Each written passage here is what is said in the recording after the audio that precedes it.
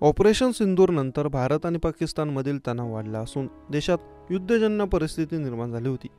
मात्र आता दोन्ही देशांनी एकमेकांसोबत चर्चा केली आणि शस्त्रसंधीची घोषणा करण्यात आली.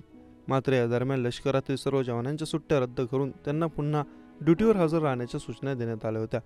त्यामुळे सुट्टीवर घरी गेलेले जवान हे आपल्या ड्युटीवर परतले. दरम्यान ओडिशातील संबलपूरमधून एक हृदयद्रावक घटना समोर आली. येथे ड्युटीवर परतल्याच्या 2 दिवसांनी जवानाच्या पत्नीचा मृत्यू झाला.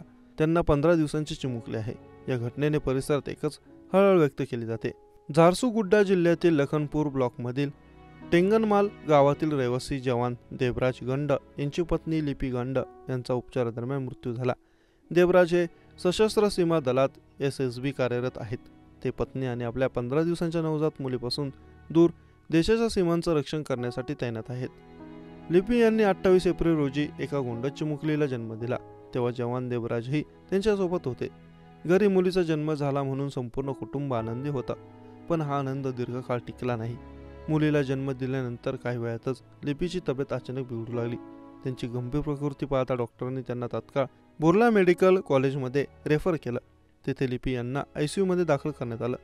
लिपी या बेशुद्ध अवस्थेत होत्या आणि तिच्या अनेक अवयवांनी काम करणं बंद केलं होतं. पत्नीची प्रकृती ठीक नाही, ती ICUत होती. अशावेळी देवराज हे लिपी यांची देखभाल करत होते. त्यांच्यासोबत त्यांच्या नवजात बाळालाही सांभाळत होते.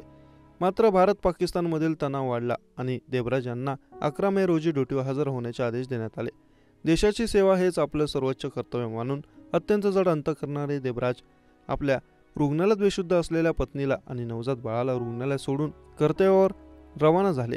देवराज 11 मे रोजी निघाले आणि 2 दिवसांनी म्हणजेच 13 मे रोजी देवराज यांच्या आजारी पत्नी लिपीचा रुग्णालयात उपचारादरम्यान मृत्यू झाला.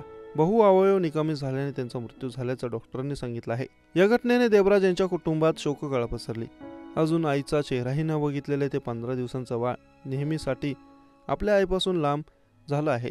तर दुसरीकडे देशाच्या रक्षणासाठी सीमेवर तैनात असलेले देवराज हे पत्नीच्या अखेरच्या काळात तिच्यासोबत राहू शकले नाहीत. या घटनेनंतर त्यांच्या संपूर्ण गावातून एकच हळहळ व्यक्त करण्यात येत आहे.